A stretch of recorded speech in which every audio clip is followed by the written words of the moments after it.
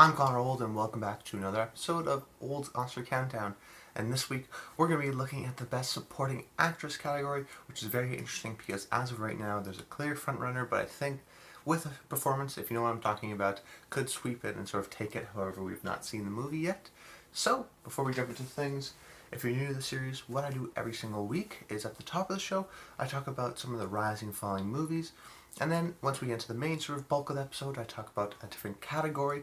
As we sort of will go into longer into the season, when we get to more of the specific categories, things like sound editing, sound mixing, we'll lump those together and also be sort of highlighting more of my updated thoughts because that's when the award season is starting to happen. So even though this is the Best Supporting Actress video, stick tuned to every episode upcoming. I'll be talking about maybe me changing my picks, and then once about sort of a couple days before the Oscars actually get announced, the nominations get announced, I'll put out my full final predictions and explain why and do a whole long video.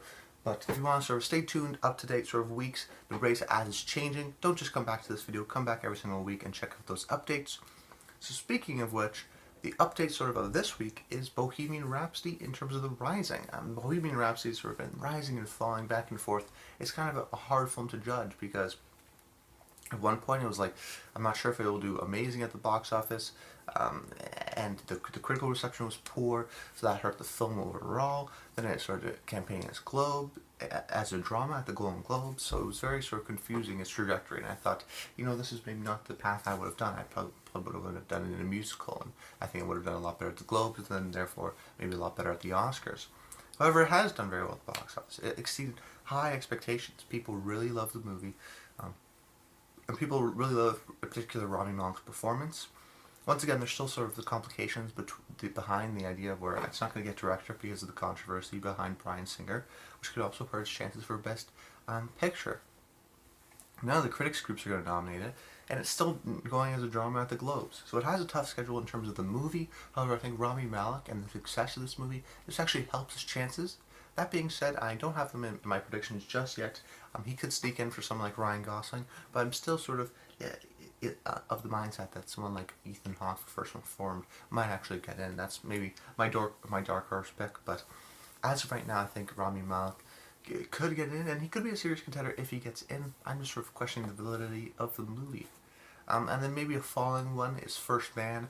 It did do a good opening weekend and hasn't really stayed in the conversation as well as we like it. The hype sort of built up really quick at Toronto, and then it premiered, and then once again in these Oscar seasons we see movies that's you don't want to start ahead too early. You don't want to be the front runner too early. So I think maybe sort of First Man is falling in a lot of people's estimations, and I know I said last week that Green Book is kind of a movie that's also rising. I do want to mention it quickly again because it is becoming more of a serious Oscar contender as more of the critics are starting to see it and whatnot, and we sort of understand that rousing factor that Bohemian Rhapsody also does, but without that sort of controversy and maybe a little bit better made of a film. Okay, so let's jump into Best Supporting Actress category. I mentioned at the top of the show that there's a clear frontrunner in my mind, and that is Regina King for If Beale Street Could Talk. This year I think is a more exciting year overall for the acting categories, just because we don't know all four of them. I mean, last year it seemed like, okay, Gary Oldman's going to win for Darkest Hour, and then when Three Billboards came around, it was like, okay, Frances McDormand. In the supporting categories, we never knew, and sort of a surprise to Allison Janney and Sam Rockwell, which both of them sort of proved their might at the Globes. And then it sort of stayed those four all the way through every single award ceremony wore those four, and it didn't change. So in that sense, it was kind of boring. But this year I think is, right now at least, sort of all over the place in terms of the acting categories. However, right now I think the clear frontrunner is Regina King for If Beale Street Could Talk. If Beale Street Could Talk is a movie that has been maybe getting a lot of buzz, mostly because of the film. It's by director Barry Jenkins, who just won 2 years ago for his Best Picture for Moonlight, and the problem is this movie isn't Moonlight. It's a great movie. I really enjoyed it. It's very emotional, very powerful, great performances all around. But it doesn't have sort of maybe the emotional climax that a lot of people wanted, like say Moonlight did. So that hurts his chances overall, but I think actually because people like Regina King so much, and because this category is actually kind of a weak year, I'd say, I think that she actually counteracts that and actually starts to help the movie, because if the buzz starts to go around that everyone likes Regina King in this movie, she's going to pull some nominations her way as well. So, really, in terms of her performance, because I have seen the movie, she has a couple, at least two or three really incredible Oscar speeches, very emotional ones. The cinematography actually of the film really helps all the performances in this movie, because there's a lot of sort of straight on, almost like the camera, the actors looking straight at the camera in very sort of extreme close-ups. Where they do all of their acting, you can see all of their facial expressions very clearly. The film is designed in a way almost to help and enhance these performances. Um, and similar almost to Mahershala Ali for Moonlight, where he was one of the most recognizable faces of the movie. Of course, it was sort of um, so you have Mahershala Ali, which is one of the most recognizable members of that movie, and then you have Regina King, who is, I'd say, probably one of the most recognizable. You know, there's someone like Dave Franco who shows up here, and there, and Diego Luna. But for the most part, I think she's sort of the established veteran actor. She's also an actress that everyone likes. She really knows the award circuit. In the last 3 years, she's won 3 Emmys, even for 2 for People vs. O.J. Simpson, and 1 for 7 Seconds, which is also up for a Golden Globe. So she could potentially win a Golden Globe and sort of 2 Golden Globes in a night for this performance and for 7 Seconds, which would be pretty neat. But she knows the award circuit. She's a veteran actor. People always liked her. I think back to watching Jerry Maguire. I know she's in that. I always enjoy her in that. You know, she's one of these actresses where she's doing great work consistently. And I think a lot of people want to recognize her. So if there's sort of that veteran actor who puts in a great performance in maybe a weak year, this is it. She knows the award circuit. I think if she wants to win this, she can definitely win this. Alright, over into my second pick, which is Claire Foy for First Man. Personally, I think there's actually a huge drop-off after this, because I think Regina King right now is the front runner, because we haven't seen a movie that I'll talk about a little later. But Claire Foy for First Man, I was even considering her maybe even putting off the list, but then, as I thought about it more and more, just the points for her are too strong to go against. First Man, I said, has been falling in estimation. I could see Ryan Gosling slipping out. I could see Damien Chazelle slipping out for Best Director. It is falling in a lot of people's estimations because of that poor box office, because of its sort of critical. I think there's a bit of a critical backlash, despite it being a good movie. He still has to come off that hype of La La Land, which is similar to Barry Jenkins coming off of Moonlight. It's almost impossible to finish and to come back with. But the people who like First Man, including myself, so there's people who like First Man just for all of it, and then at least everyone respects the technical aspect, which is a huge branch of the Academy. It's going to get a lot of technical nominations in terms of cinematography and sound editing and all these visual effects, all these small categories that at the end amount to a lot. So which is why I think that the large branch of the Academy that does like this movie, say the technical branch, they'll nominate Claire Foy for First Man. And then even the people that don't like this movie, that maybe sort of that didn't like Neil Armstrong's emotional distance, they like Claire Foy because she's the heart of the movie. She's the emotional sort of backbone of it. She's the one that essentially explains to you Neil's emotions and Neil's motives.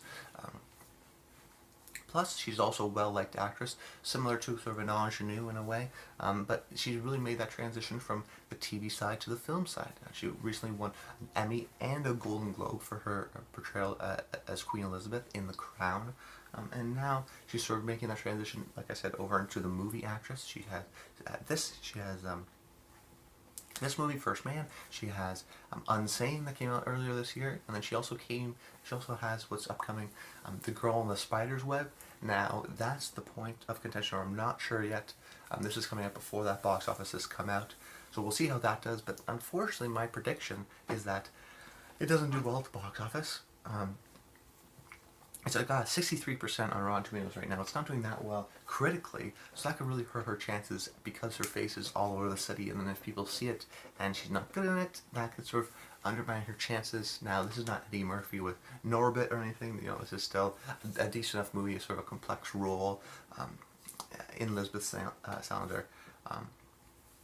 So I'm not sure it's going to totally tank her chances, but it will sort of her momentum as of right now. So maybe she falls a little bit in people's estimations. However, the points for her are just so solid that I think she's going to get in for a nomination. Third pick, Amy Adams for Vice. Now I know this may sort of upset some people because, we've only seen a little bit of Vice. How could I nominate it when no one's seen it? We've only seen a trailer. It's simple. Amy Adams. She's an actress who's, for the past decade now, think in Junebug, I think it was 2006, so over a decade, she's been putting out amazing performances year after year and getting nominated for complex, different roles. And aside from that surprise nomination of Arrival 2 years ago, she's been consistently getting those nominations. She probably should have gotten that nomination. Maybe there was potential split between that movie and Nocturnal Animals, which she also was campaigning for, so she had 2 Oscar movies going on at the same time. But this movie from director Adam McKay, who directed The Big Short, got a bunch of nominations, and then we're waiting for his follow-up film. And I actually think this film might go of the way of something like The Master, where The Master, if you don't know, was a movie that was released, came after Paul Thomas Anderson's follow-up to There Will Be Blood, which in itself was a huge sort of Oscar movie, won Daniel Day-Lewis, won Best Cinematography, and then the sort of the follow-up was The Master, but really sort of it was a complicated movie. No one really sort of got it maybe at the time, but really appreciate the performances. The performances were really the standout of the movie. So Joaquin Phoenix, Philip Seymour Hoffman, and Amy Adams all got nominated. I could see a similar situation with this, where Vice comes out, it's sort of that political sort of comedy style of The Big Short. It's good, not great, and it's not sort of new like The Big Short, so they're going to give it sort of a little bit less, maybe.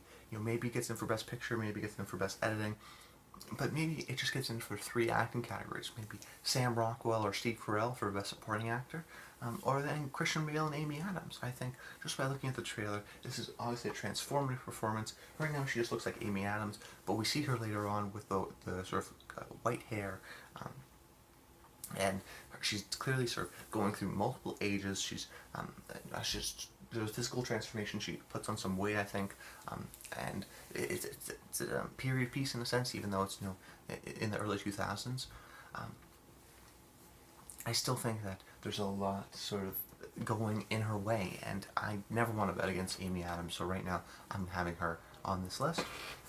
But you may be wondering where these ladies were. So these aren't my 4th and 5th slot. I just want to talk about them in a bundle. Really, if I had to say anything, it'd probably be Emma Stone in my number 2 slot and Rachel Weisz in my number 5 slot, both for The Favorite. Now, if you asked me last year, could 2 actors from the same movie get nominated in a category, I'd say never. That's not going to happen, because last year I was sort of hesitant to the fact that Woody Harrelson and Sam Rockwell would get in, because I looked at the numbers, and the stats told me that the last time this had happened was in 1992 for Bugsy, in which Ben Kingsley and Harvey Keitel got nominated. However, I did more research this year, and it was a long time for that to happen, and it happened. So now this gives me sort of more data, and therefore a different perspective on things. When I look back on the 1992, I didn't say, okay, it was 25 years ago or whatever.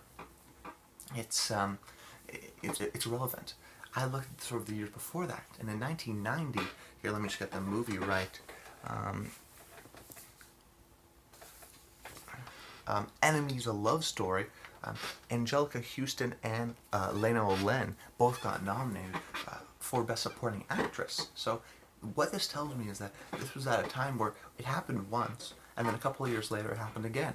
So this is less of a one-off thing you'll see every 25 years. This is a thing that maybe starts a trend.